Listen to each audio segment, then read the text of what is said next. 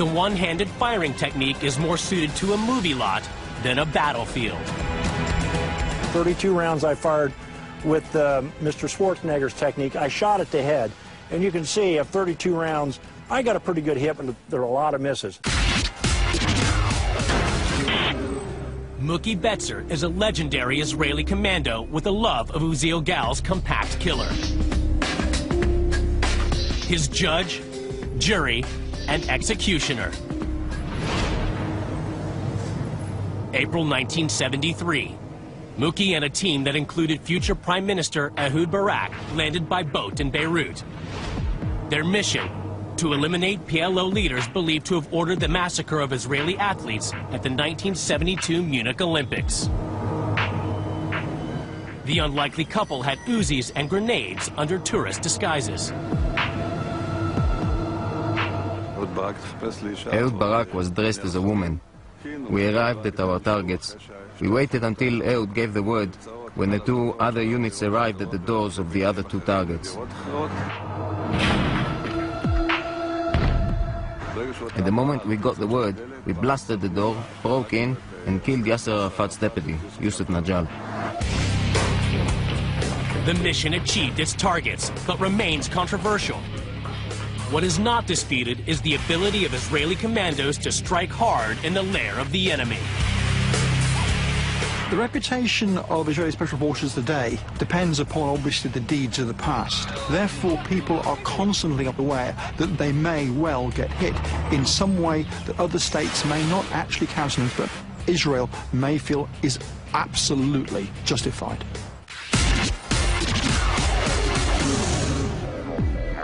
Israeli weaponologists developed smaller and more lethal versions of their classic firearm. Before the Beirut raid, Mookie's team had tried out a prototype. It wasn't quite there yet, but before long, the Mini Uzi hit the streets. This is the Mini Uzi with the silencer.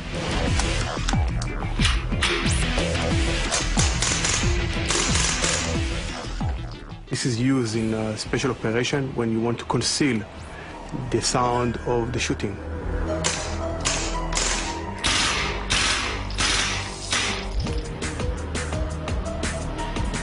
Years on, and the Uzi family of submachine guns is still #1 with Israeli commandos. But when commandos attack in wide open spaces, they're going to need bigger bullets and more firepower.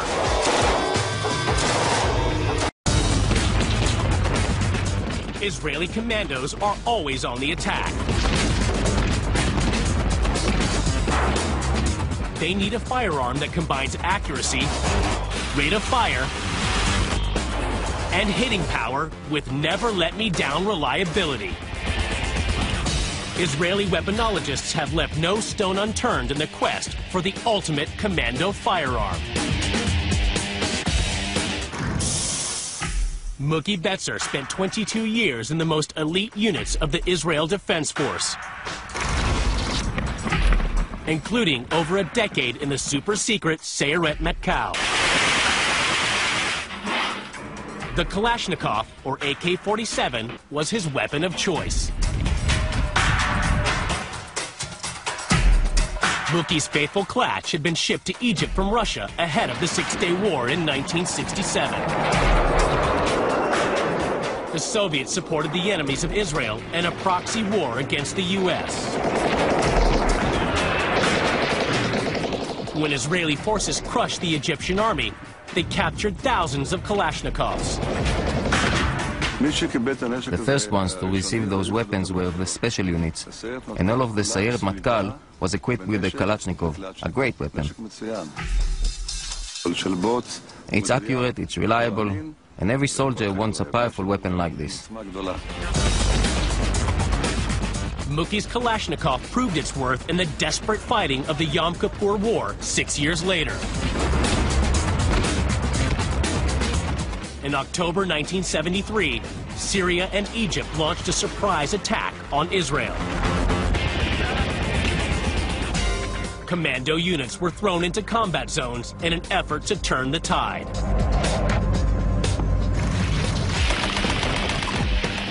Muki and his unit of elite Sayeret Matkal fighters raced to defend Israel's borders at Naffa on the Golan Heights.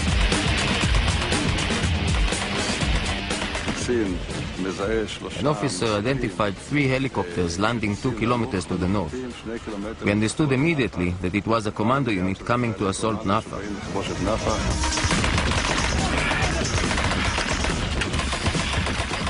They rushed to meet the threat head-on. With the IDF attitude, attack is always the best form of defense. We engaged them in a face-to-face combat over only a few meters. The firepower we applied on them meant that within 3 to 4 minutes we'd killed all the 40 commando soldiers. Their commander was injured and we took him hostage.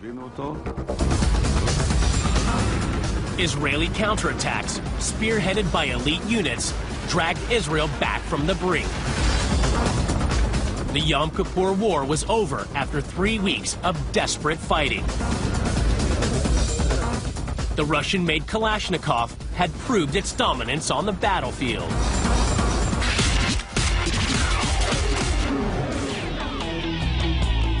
But the experience of Yom Kippur prompted soul-searching in Israel. Every branch of the military was reviewed and improvements demanded. The designers at Israel Military Industries took the best assault rifle in the world, the AK-47, and set about making it better. Among the other things the Israelis did, they said, look, what can we do to make the shortcomings of the AK better? The AK-47 is not an accurate weapon. The front and rear sights are placed very close together. Any error in lining up the sights is magnified. By simply moving the rear sight to the back of the rifle, the Israel update immediately became more accurate. The AK became the Galil. How does the Galil compare to the original AK-47? Remember, this is the final development process in the Kalashnikov. It technically has much better sights. Going hot. Ken and Larry are both former members of U.S. Special Operations. Both are awesome shots. Even over 100 yards. But the Galil should give Ken a slight edge.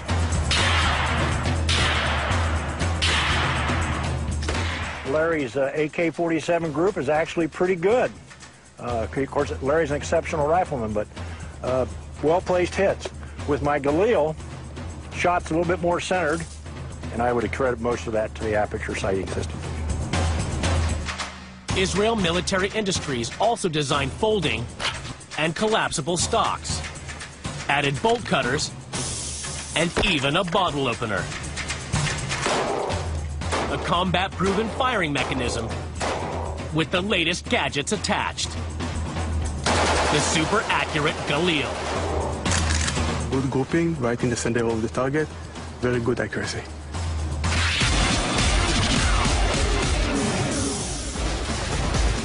Skip forward to the 80s and 90s. Israeli forces were sucked into street fighting in Lebanon and Gaza.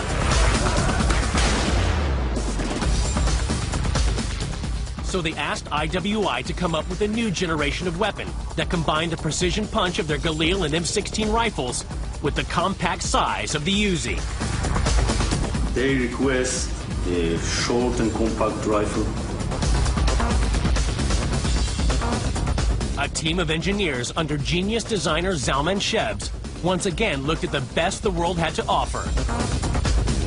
Their new design borrowed a British breakthrough.